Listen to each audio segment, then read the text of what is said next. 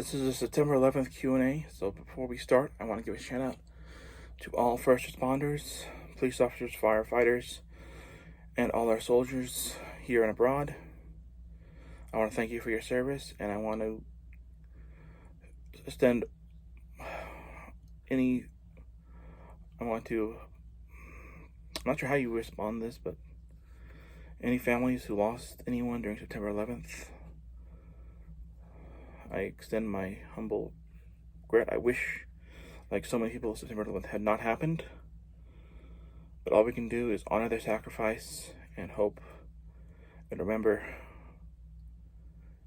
and do our best to make sure. So please give a moment of silence for those we've lost.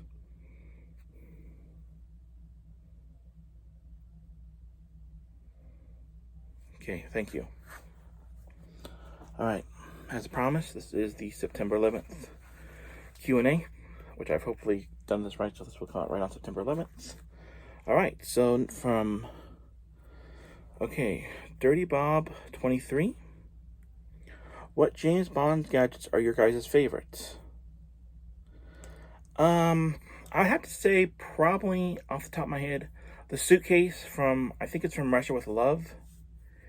And I think the watch from the GoldenEye N64 game.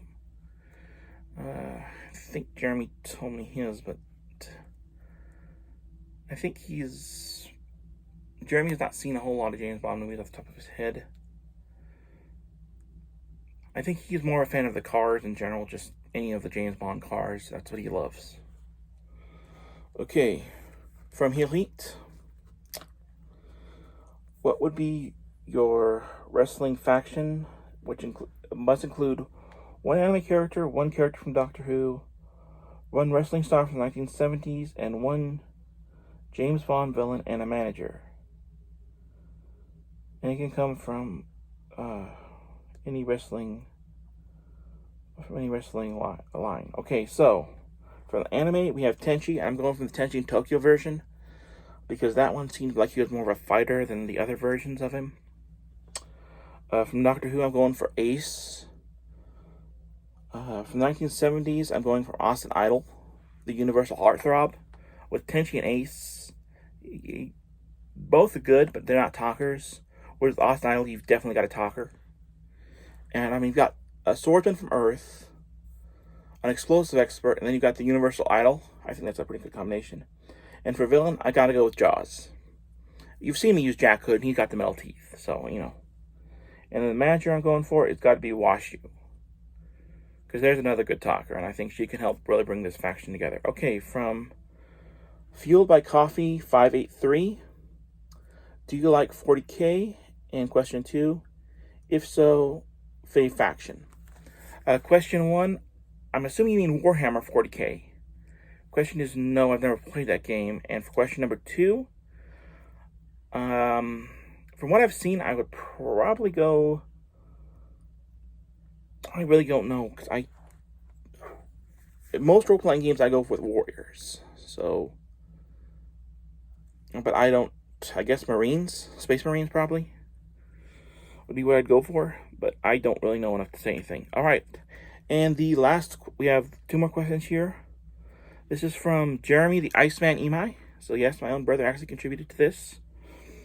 Favorite Rocky and Bullwinkle storyline? That would be the Air storyline where Bullwinkle has a tattoo on his foot, and he actually becomes this heir to this fortune. And we find out later on that he isn't.